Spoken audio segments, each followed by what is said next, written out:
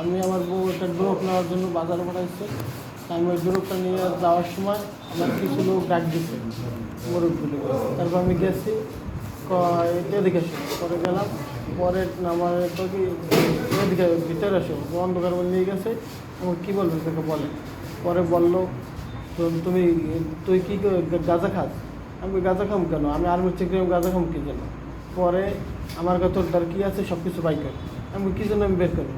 পরে আমার উপরে মাথার উপরে 3-4 বাড়ি দিয়েছে, আর কপালের উপরে বাড়ি দিয়েছে, হাতের উপরে বাড়ি দিয়েছে, পায়ের উপরে বাড়ি দিয়েছে।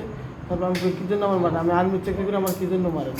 পরে বললাম টাস গাঁদা মাজা যে আছে সব নিয়ে তাড়াতাড়ি, আর হাতে দিয়ে ছবি তুলবো। আমি পরে না আমার হাতে দেওয়া দিচ্ছে, আমি বের পাক্কা মারছি।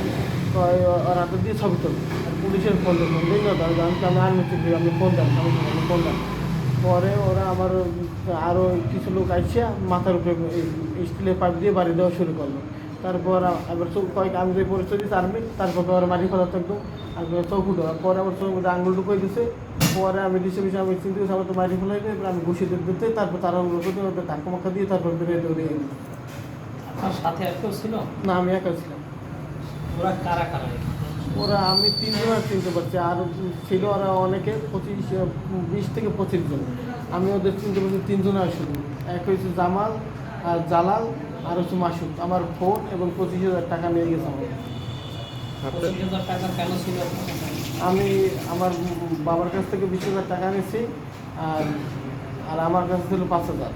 আর আমার একটা ফোন ছিল স্যামসাং, এটা নিয়ে আমি মানে করতে বিকাশে আমার একজন কাছে চাইছিলাম, কিন্তু এই যাওয়ার আগে আর নিয়ে গেছি আমার কাছ থেকে।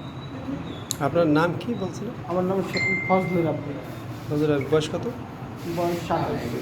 হ্যাঁ, 27। সেনাবাহিনীর কোন ইতে আছেন আপনি? আমি সৈনিক।